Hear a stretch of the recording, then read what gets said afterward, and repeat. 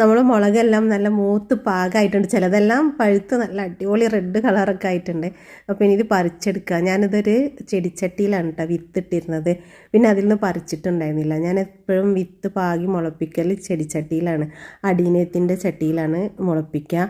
അപ്പോൾ ആ ചട്ടിയിൽ ഓൾറെഡി നമ്മൾ വളമൊക്കെ കൊടുത്തിട്ടുണ്ടാവുമല്ലോ, അപ്പോൾ അതിൽ തൈകൾ മുളക്കുമ്പോൾ നല്ല ഹെൽത്തി ആയിട്ടുള്ള അടിപൊളി പ്ലാന്റ്സായി വരും.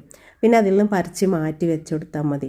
ഇത് ഞാനൊരു തെച്ചിൻ്റെ പോട്ടിലാണ് വെച്ചിട്ടുണ്ടായിരുന്നത്, അപ്പോൾ അതിൽ തന്നെ നിന്നോട്ടെ എന്ന് വിചാരിച്ച് ഇപ്പോൾ നന്നായിട്ട് മുളകൊക്കെ പിടിച്ച് വന്നിട്ടുണ്ട് കേട്ടോ. ഒരുപാട് മുളക് ഉണ്ടായിട്ടുണ്ട്. നമ്മൾ കറിക്കൊക്കെ ആവശ്യത്തിന് വേണ്ടിയിട്ട് കടയിൽ നിന്ന് വാങ്ങണ മുളകില്ലേ, ആ മുളക് ചെടിച്ചട്ടികളിലൊക്കെ ഇങ്ങനെ ഇട്ട് കൊടുക്കണം കേട്ടോ. കുറച്ച് മൂത്തത് പഴുത്തതൊക്കെ ഉണ്ടാവുമ്പം അങ്ങനെ ഇട്ട് കൊടുത്തിട്ട് മുളക്കണ തൈകളാണ് ഇതൊക്കെ. ഇത് കുറച്ച് നീളമുള്ള മുളകാണ്. നേരത്തെ നമ്മൾ പൊട്ടിച്ചിട്ട് കുറച്ച് ഉരുണ്ടിട്ട് നല്ല വണ്ണുള്ള മുളക്, ഇത് കുറച്ച് നീളമുള്ള മെലിഞ്ഞ മുളകാണ്. അപ്പം ഇതൊക്കെ ഞാൻ ചട്ടികളിലേക്ക് മാറ്റി വെച്ച് കൊടുത്തിട്ടുണ്ട് കേട്ടോ. കുറേ തൈകളുണ്ട്, അപ്പോൾ ഞാൻ കുറേ ചട്ടികളിലേക്ക് മാറ്റി വെച്ച് കൊടുത്തതാണ്.